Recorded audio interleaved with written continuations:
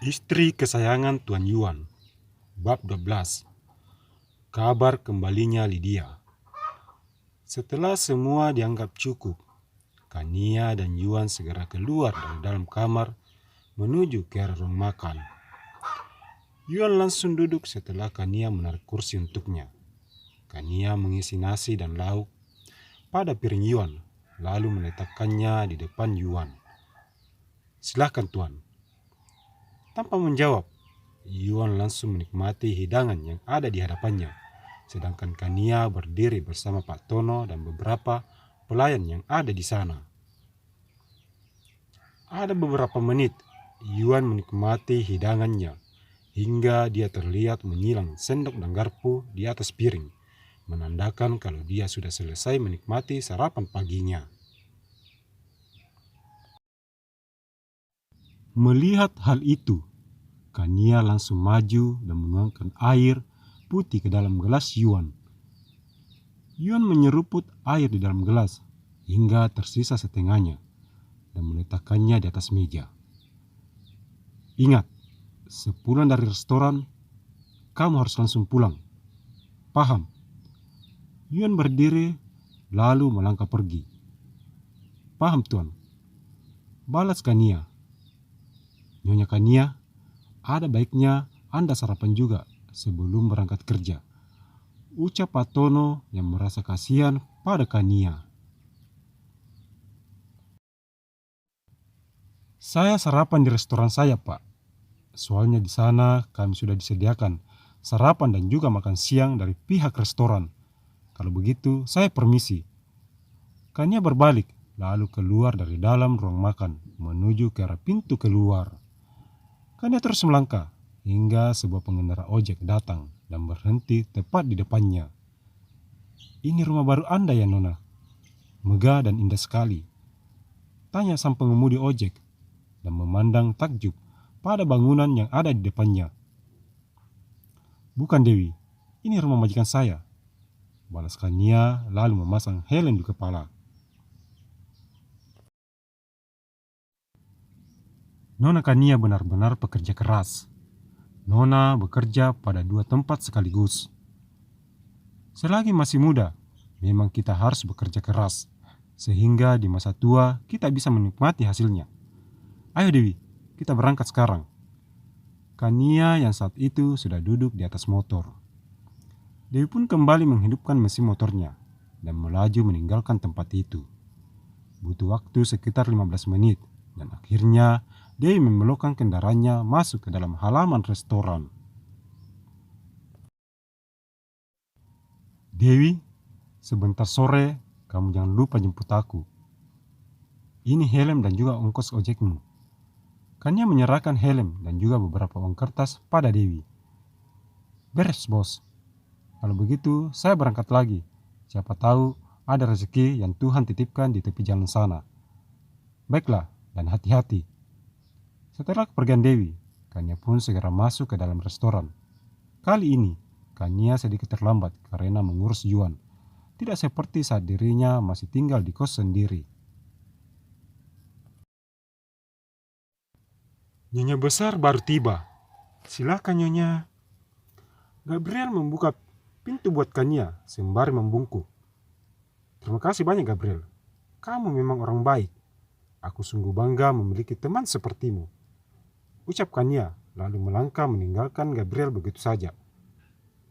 "Kania, tunggu. Kenapa kamu terlambat?" Gabriel yang mengikuti Kania dari arah belakang.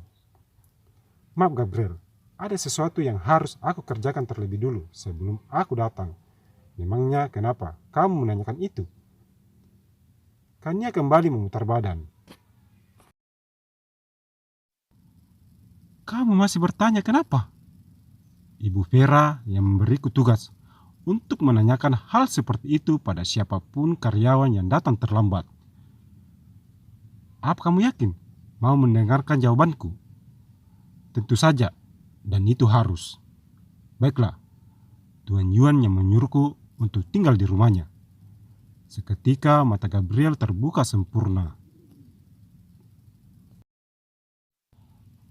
"Kamu pasti bercanda bukan?" Mana mungkin Tuan Yuan menyuruhmu tinggal di rumahnya.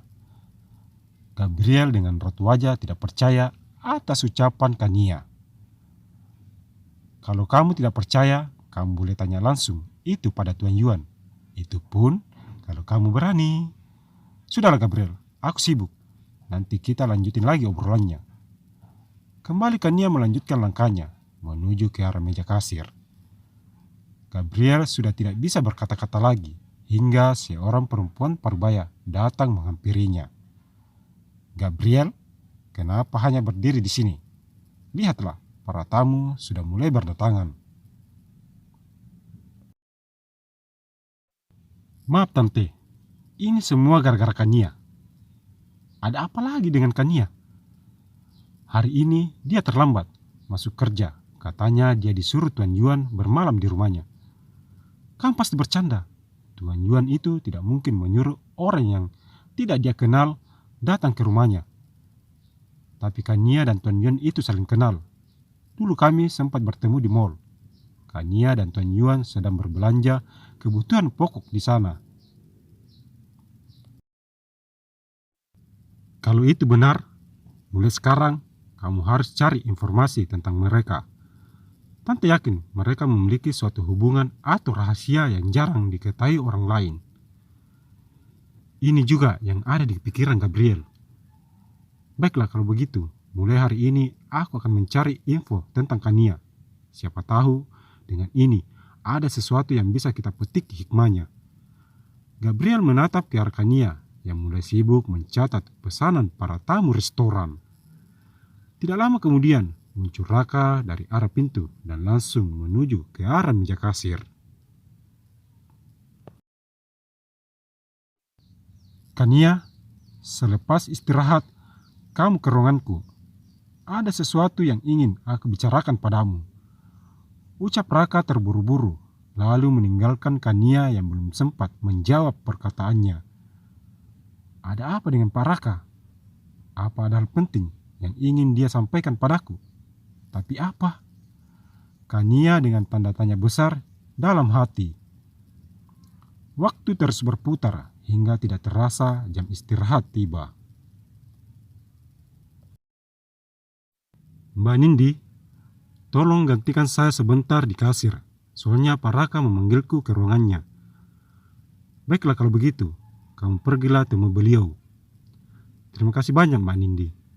Kania segera pergi menuju ke ruangan Raka. 3 ketukan dilayangkan Kania ke dalam pintu. Masuklah, ucap Raka dari dalam sana. Dengan pelan-pelan sekali, Kania memutar gagang pintu dan sedikit mendorongnya. Permisi Pak, ada keperluan apa sehingga Bapak memanggilku kemari?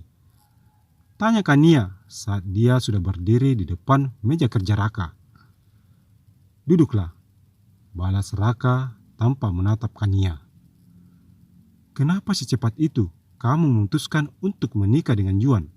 Apa kamu sudah tahu masa lalu Yuan bagaimana? Raka berdiri dari tempat duduknya dan melangkah ke arah dinding kaca.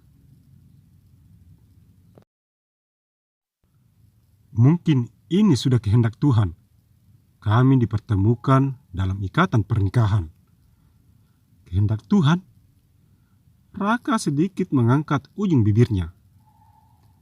Mungkin seperti itu karena kita tidak tahu rencana Tuhan itu bagaimana. Kania, tolong ceritakan padaku apa sebenarnya yang telah terjadi sehingga tiba-tiba saja kamu memutuskan untuk menikah dengan Yuan. Siapa tahu dengan kamu cerita, aku bisa membantumu keluar dari masalahmu. Jawaban saya tetap sama, yaitu Tuhan telah menjodohkan kami. Kalau cuman itu yang ingin Bapak tanyakan padaku, ada baiknya saya kembali bekerja. Kania berdiri dari tempat duduknya dan melangkah ke arah pintu keluar. Kania, apa kamu tahu kalau Yuan masih sangat menyayangi kekasihnya? Namanya Lydia. Dia keluar negeri untuk menempuh pendidikan di sana. Dan dalam dekat-dekat ini, dia akan kembali ke kota ini lagi dan melanjutkan hubungan mereka. Bersiaplah untuk menerima kenyataan itu. Jika itu yang terbaik, aku ikhlas dan aku akan menjalani takdirku. Permisi. Kania langsung keluar meninggalkan Raka. Kania, tolong ceritakan padaku agar aku bisa membantumu terlepas dari Yuan. Aku tahu di antara kalian pasti tidak ada rasa saling suka.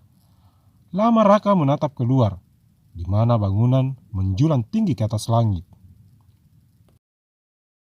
Terus dukung channel ini dengan cara memberi subscribe, like, komen, serta share, serta nyalakan lonceng notifikasinya agar channel ini lebih berkembang. Terima kasih.